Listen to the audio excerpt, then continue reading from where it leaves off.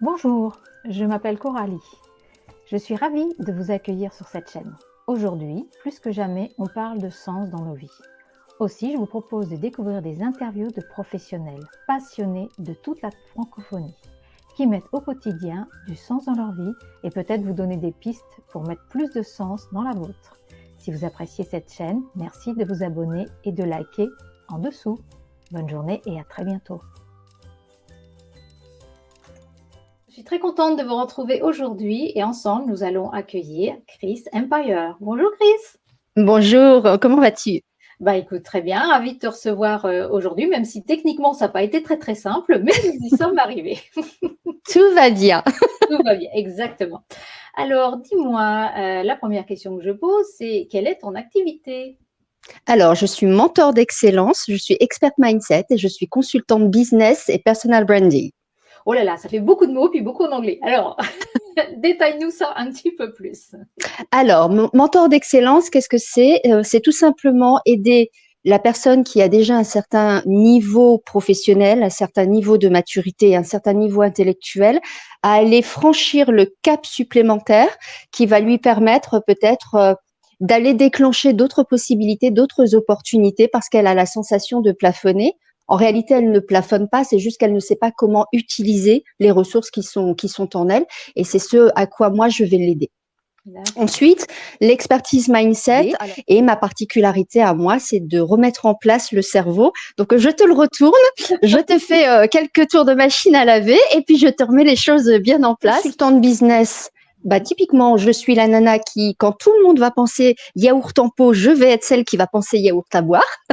Voilà, ça c'est pour te dresser un petit peu. Et le personal branding, eh ben, je vais aller visiter ta garde-robe, ton environnement, ton ambiance, aussi bien dans le professionnel que dans le privé. Et puis on va matcher tout ça de manière à sublimer ta vie et à sublimer qui tu es. D'accord. Et on c'est très, très large comme spectre. Tu travailles dans plusieurs domaines en même Absolument. temps, j'imagine, en même temps. Absolument. Surtout qu'à côté de ça, il faut aussi y associer le fait que je pratique la nutrition, le sport, je pratique aussi la décoration d'intérieur et je suis aussi sexothérapeute.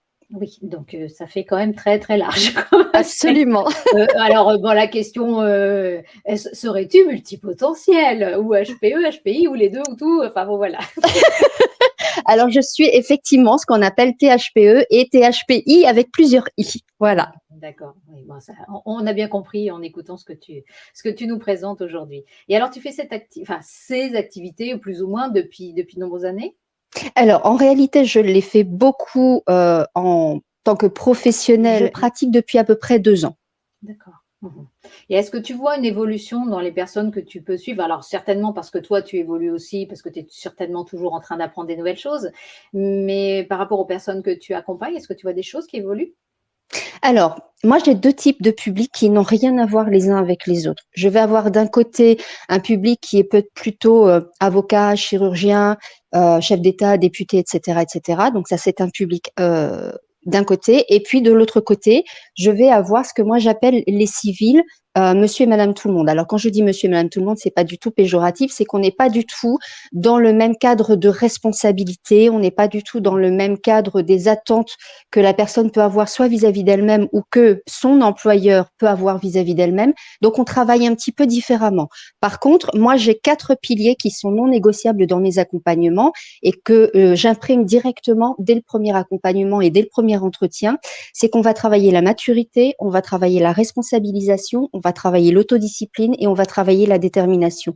Parce que sans ces 4 piliers-là, on ne peut pas suivre mes accompagnements puisque tout tourne autour de ces 4 piliers. D'accord. Mmh. OK, donc il y a vraiment un engagement. Oui, absolument. Ce qui est un peu le cas normalement dans toute activité, hein, en théorie, mais toi, c'est vraiment, non négociable, j'allais dire. C'est vraiment par là qu'il faut passer, ce qu'on Absolument. très bien. Et comment tu es arrivée, à cette activité, par rapport à tes 33 ans d'expérience? C'est quand même un bon, même si tu fais des liens, il y a des ça change quand même beaucoup de choses.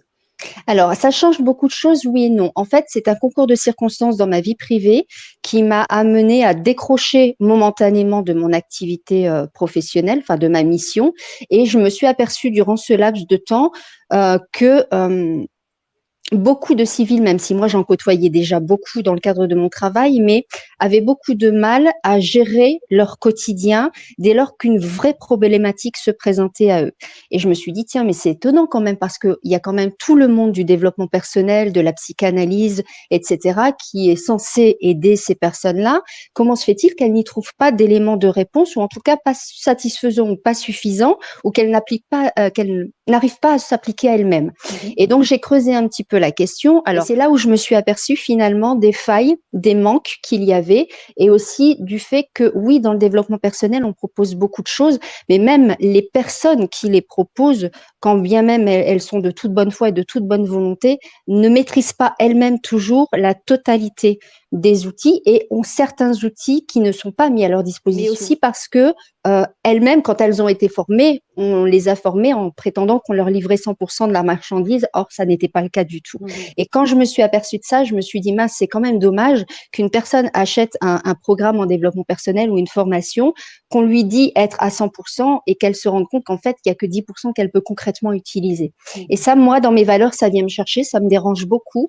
Et je me suis dit, OK, comment moi, mais moi, en tant que formatrice, en tant qu'experte en psychanalyse, en mindset, etc., comment moi, je peux apporter des éléments de réponse concrets, mais que la personne va pouvoir intégrer aussitôt qu'elle a fini la conversation avec moi. C'est-à-dire que quand quelqu'un entre en accompagnement avec moi ou a une conversation avec moi, il a tout de suite les outils et les éléments et les réponses à mettre en place dès l'instant où on a terminé l'entretien.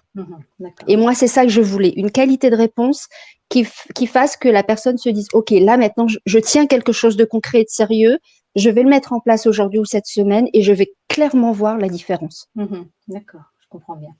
Et si on remonte un petit peu dans ton enfance, est-ce que tu vois les racines de ton activité aujourd'hui, d'accompagner, d'être à l'écoute, de donner des conseils? Oui, absolument, absolument. Alors, je sais que ce que je vais dire est un petit peu atypique et particulier, mais par exemple, je suis quelqu'un qui se souvient exactement des conversations qu'il y avait autour d'elle alors qu'elle était encore in utérin. C'est-à-dire que je me souviens des conversations des uns et des autres alors que j'étais dans le ventre de la maman.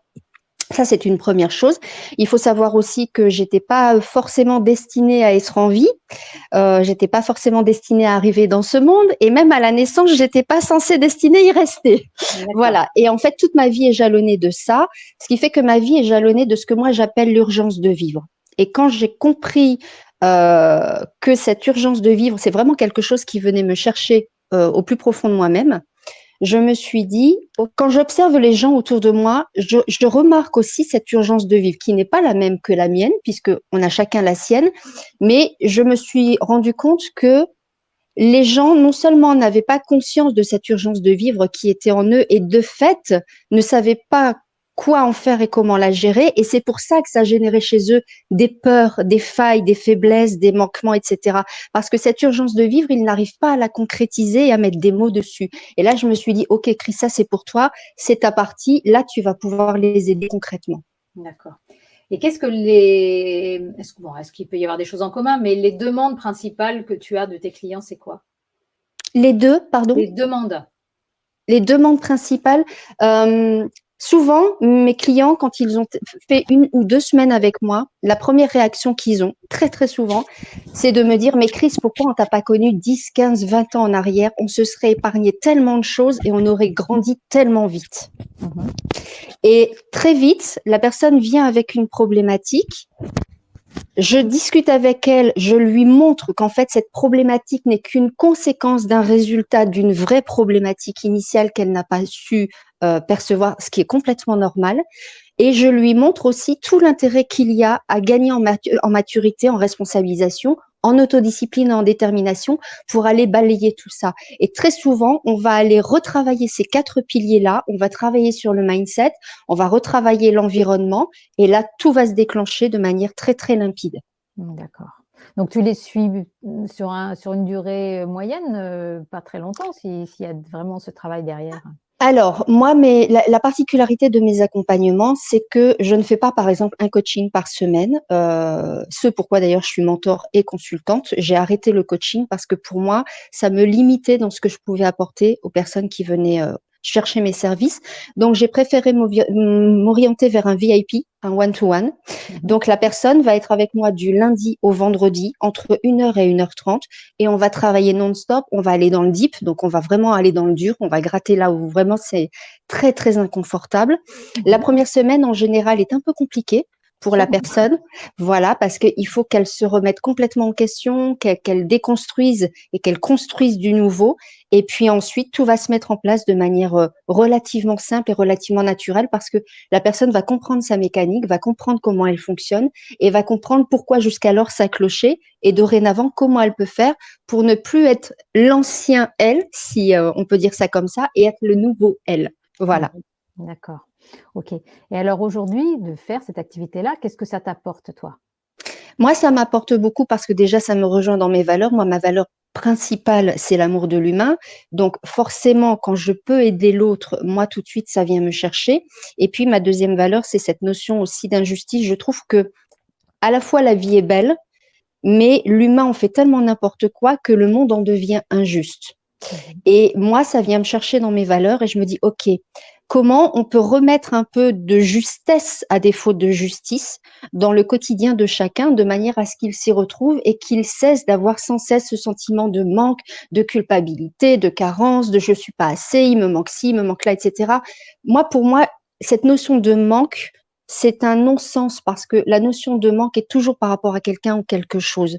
En soi, on n'a pas de manque, on est qui on est. C'est simplement que on ne nous a pas appris ou nous n'avons pas eu l'opportunité d'aller visiter la totalité de notre potentiel.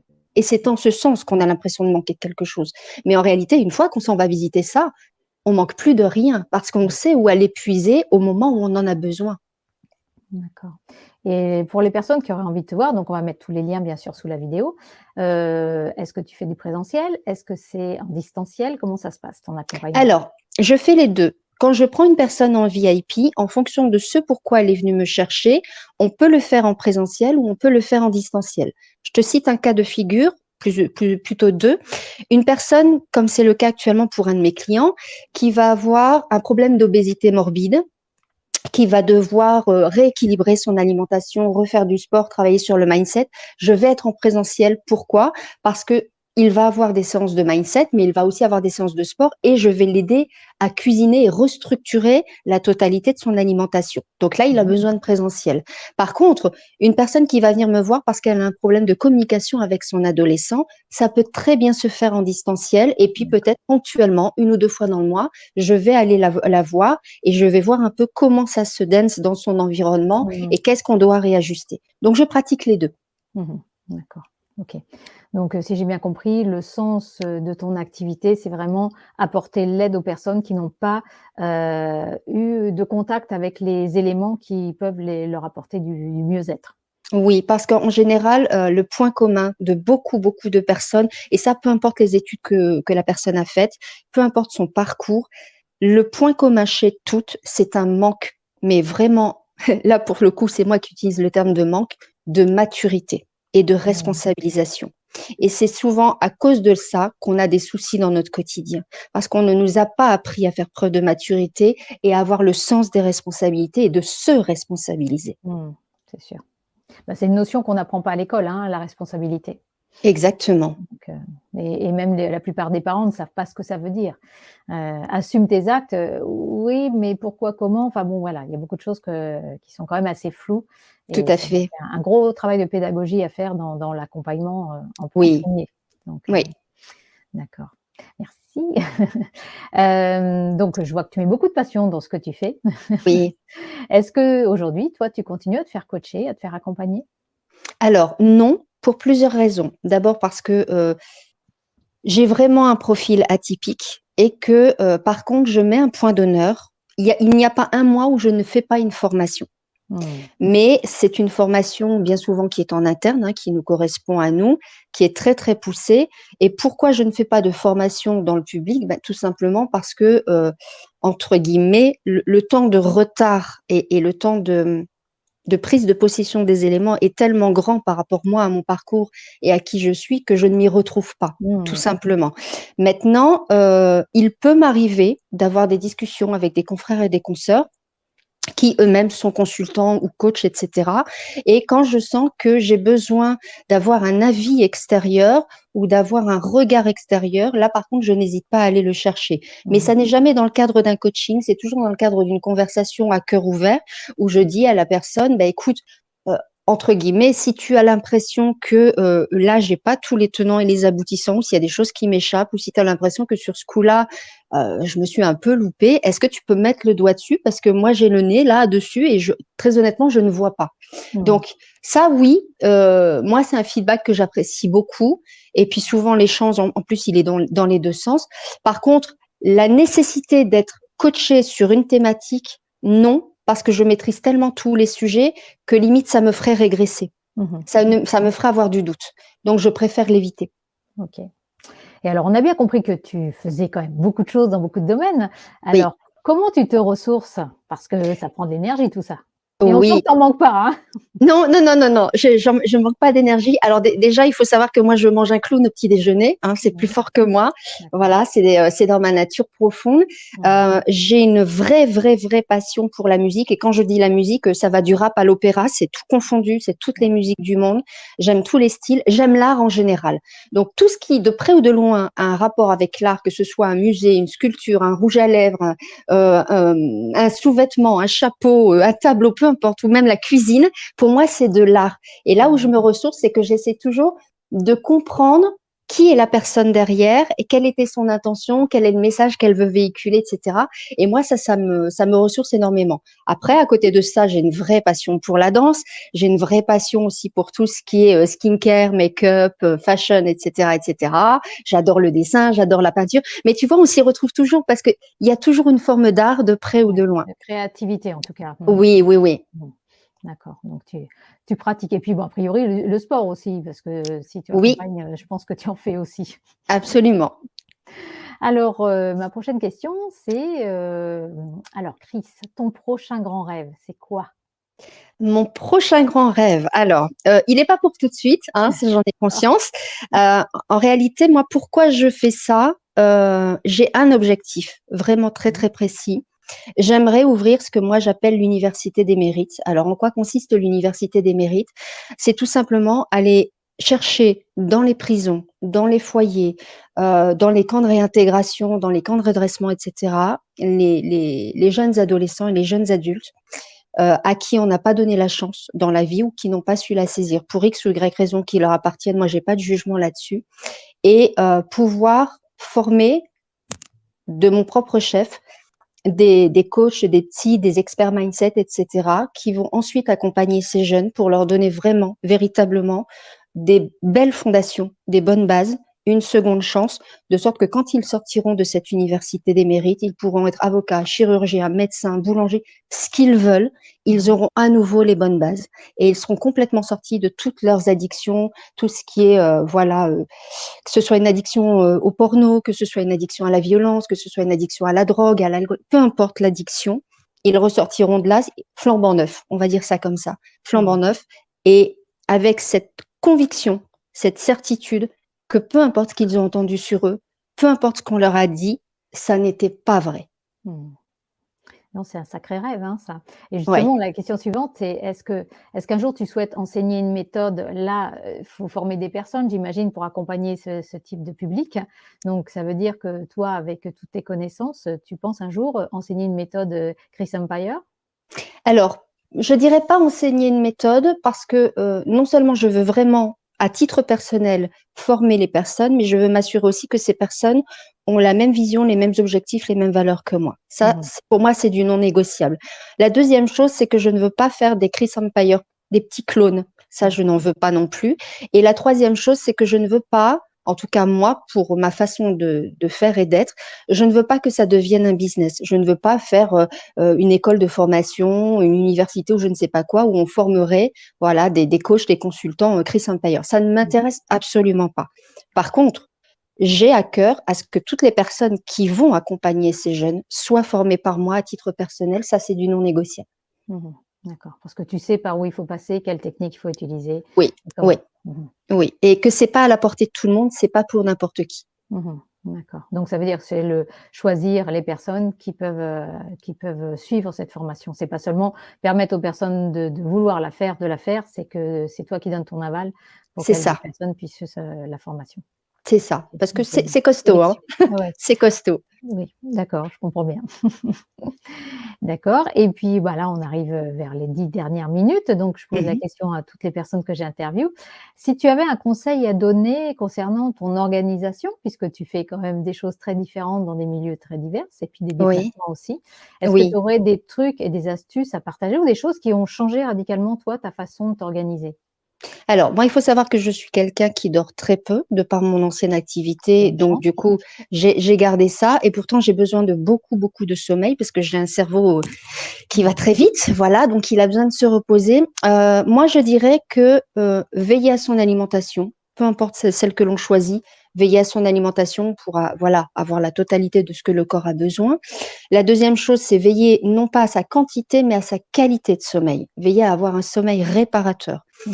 La troisième chose, c'est que, alors petit tips, ça pourra peut-être aider certains qui nous écoutent, c'est que moi j'ai pris l'habitude de structurer un emploi du temps par couleur, mais non pas par couleur tel qu'on pourrait souvent le concevoir, papa, maman, les enfants, et cetera. Moi, je fonctionne par couleur pour savoir si chacun de mes domaines de vie est nourri. D'accord. Ça, je check à la fin de la journée, est-ce que chacun de mes domaines de vie a été nourri? Est-ce que mes valeurs ont été nourries? Est-ce que mes besoins ont été nourris? Mmh. Oui, non, sinon pourquoi? Comment on redresse dès le lendemain? D'accord. Ça, Mmh. c'est hyper important. Mmh. Voilà et puis, travailler son mindset, ça pour moi, c'est du non négociable. Mmh.